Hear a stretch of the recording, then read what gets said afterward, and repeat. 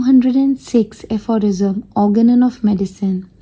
Before commencing the treatment of a chronic disease, it is necessary to make the most careful investigation as to whether the patient has had a venereal infection or an infection with condylomatous gonorrhea, for then the treatment must be directed towards this alone. When only the signs of syphilis or of the rather rarer condylomatous diseases are present, but this disease is very seldom met with alone nowadays. If such infection has previously occurred, this must also be borne in mind in the treatment of those cases in which Psora is present, because in them the latter is complicated with the former, as is always the case when the symptoms are not those of pure syphilis. For when the physician thinks he has a case of old venereal disease before him, he has always or almost always to treat a syphilitic affection accompanied mostly by complicated with Psora. For the internal itch dyscrasia, the Psora is far the most frequent, most certain, fundamental cause of chronic diseases,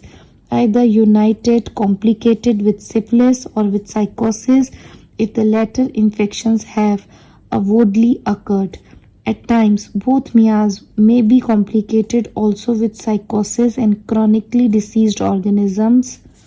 or, as is much more frequently the case, Psora is the sole fundamental cause of all other chronic maladies, whatever names they may bear, which are moreover so often bungled, increased and disfigured to a monstrous extent by allopathic unskillfulness.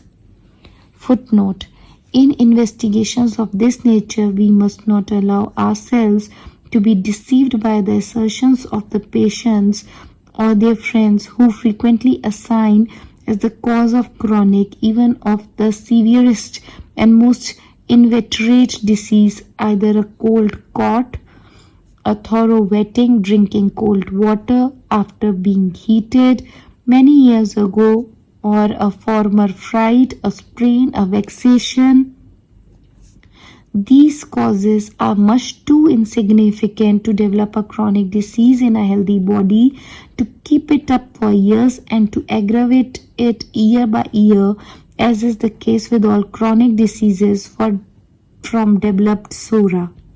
Causes of a much more important character than these remembered noxious influences must lie at the root of the initiation and progress of a serious obstinate disease of long standing. The assigned causes could only rouse into activity the latent chronic miasm.